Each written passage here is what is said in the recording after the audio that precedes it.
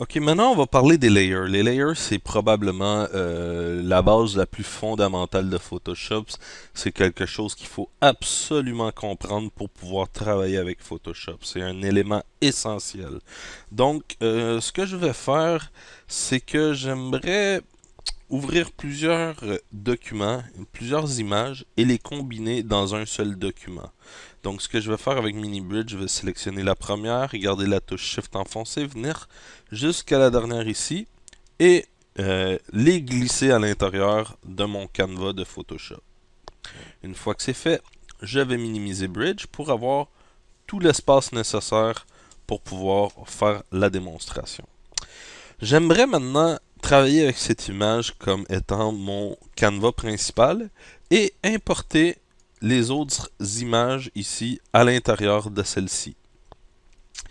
Il y a plusieurs façons de le faire, mais je crois que la plus facile serait de venir sélectionner ici le tab, exemple cette image, s'assurer qu'on a ici notre flèche de sélectionner, appuyer avec le bouton de gauche de la souris, le garder enfoncé et glisser l'image ici sur le tab dans lequel je veux l'importer. Par défaut, vous voyez, quand je suis arrivé par-dessus le tab, il s'est mis en avant-plan. Maintenant, je pourrais glisser l'image n'importe où à l'intérieur de cette fenêtre. Ce qui arriverait par défaut, c'est qu'elle va se déposer centrée où j'ai mis ma souris. Moi, j'aimerais par contre qu'elle soit centrée dans mon image. Donc, je vais appuyer sur CTRL Z pour faire un undo. Je vais recommencer la même procédure. Je vais venir la glisser. Mais là, avant de laisser tomber l'image, en fait, avant de relâcher le bouton de gauche de ma souris, je vais appuyer sur la touche Shift de mon clavier et relâcher maintenant le bouton de gauche de la souris et automatiquement l'image est venue se centrer dans mon document. Donc j'ai importé celle-ci, je vais la fermer, je vais venir chercher la suivante. Je vais faire encore la même étape en gardant le bouton Shift. Je vais venir fermer celle-ci, je vais importer la suivante, toujours en gardant le bouton Shift, enfoncé. Et maintenant, la dernière image, on va venir la porter ici.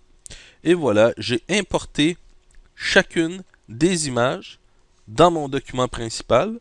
Comme vous pouvez voir, j'ai maintenant 4 layers ici. Je peux masquer le premier layer et on voit les autres images par-dessus. Les layers, en fait, c'est vraiment comme des feuilles de papier. Ils vont se placer un par-dessus l'autre et on peut changer le positionnement. Je voudrais ramener l'image ici de la neige par-dessus. Ici, l'image de probablement Venise. Ce que je dois faire ici, c'est vous voyez mon image de la neige, c'est le layer 1. L'image de Venise, c'est le layer 4. Je prends mon layer 1, je garde le bouton de gauche de la souris enfoncé et je viens le glisser au-dessus de mon layer 4. Et maintenant, j'ai repositionné mon image à l'intérieur du layer. Donc, je peux maintenant travailler avec mes images et les redispositionner de la manière dont je le souhaite. Bon, je vais aussi vous montrer une autre chose. Ici, moi, ce que j'utilise par défaut quand je sélectionne mes layers, comme vous pouvez voir, je clique sur l'image et automatiquement, le bon layer vient se sélectionner. Ça, c'est dans les préférences de Photoshop.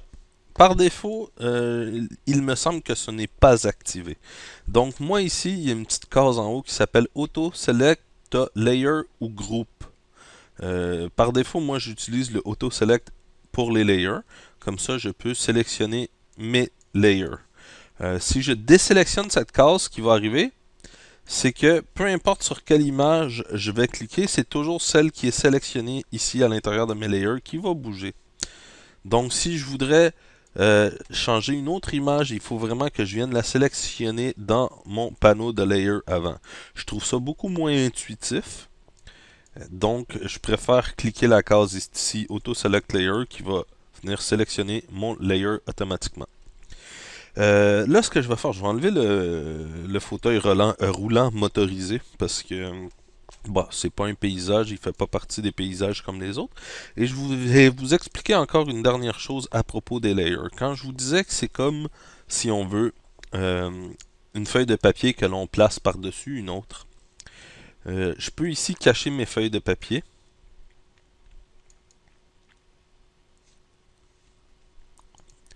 Et ce que je vais vous montrer, si vous voyez, j'ai volontairement caché le background aussi, j'en laisse seulement une visible. Vous voyez ici, c'est tout ce qui est à l'extérieur de l'image est transparent. Donc, si on viendrait chercher par exemple notre efface, le Eraser Tool, je vais lui mettre une plus grosse brosse pour qu'on puisse voir exactement ce que je veux dire. C'est que si je viens effacer des bouts de l'image, on voit derrière justement la transparence. En d'autres mots, si j'allume maintenant, si je remets la vue, le petit œil à mon layer de background, on voit derrière mon image, derrière les parties que j'ai effacées, l'autre image qui se trouve en dessous. Ok? Je vais juste effacer, revenir à l'arrière sur les deux choses. L'autre chose que je tenais important à vous mentionner, c'est que le background ici, vous voyez, ici on a un background et il y a le petit cadenas. J'ai déjà dit plus tôt que le background était le seul layer qui ne pouvait pas supporter la transparence. Donc dans ce cas-ci, si je viens effacer des parties de mon image, vous voyez, on ne voit pas le petit damier transparent. On voit du blanc. En fait, ce qu'on voit, c'est la couleur ici qui est sélectionnée en arrière-plan. Si je décide que c'est le jaune en arrière-plan et là je me mets à effacer, vous voyez, c'est remplacé. Ce qui est effacé est remplacé par la couleur d'arrière-plan qu'on a de sélectionner. Donc le background, c'est le seul layer qui ne peut pas sauvegarder d'informations de transparence. Pour ces raisons, idéalement, quand on travaille avec le background, on veut double-cliquer dessus, le renommer. Par défaut, on peut le laisser à layer 0. Ça devient maintenant un layer à part entière.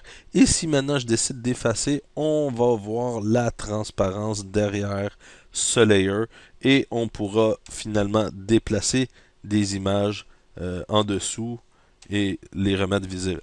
Parce que aussi, je vais juste revenir à l'arrière encore à l'aide de mon history. Si je ne renomme pas mon layer background, c'est le seul que je ne peux pas déplacer. Je suis incapable d'aller mettre un layer en dessous parce que le background, c'est toujours celui le plus bas de tous et il est barré par défaut. On ne peut pas le débarrer. Je peux prendre un autre layer et puis dire à mon layer, s'il est visible seulement par contre, que je veux le barrer. Mais comme vous pouvez voir, l'icône du cadenas n'est pas identique. Ici, celle-là, je peux aussi la débarrer. Mais le background, il n'y a aucune façon de le faire. La seule façon, c'est de renommer notre layer de background en un layer normal. Et maintenant, on peut faire tout ce qu'on veut avec. Donc souvent, on va avoir beaucoup de problèmes à cause qu'on a oublié de renommer ou de notre layer background et on se demande pourquoi nos effets fonctionnent pas. Je vous donne un autre exemple ici. Je vais le remettre encore une dernière fois à background. Si je viens sélectionner, mettons, un filtre. Non, pas un filtre.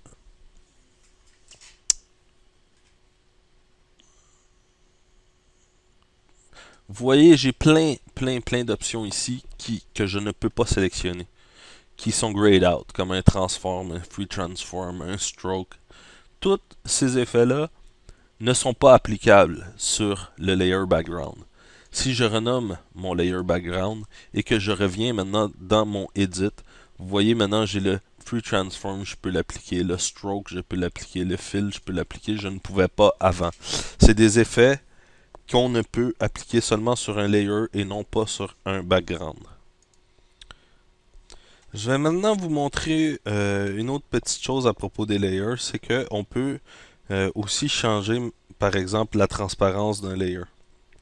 Donc si je prends lui par exemple ici, on voit ici on a un petit slider pour opacité. Il y a plusieurs façons de changer l'opacité de votre layer.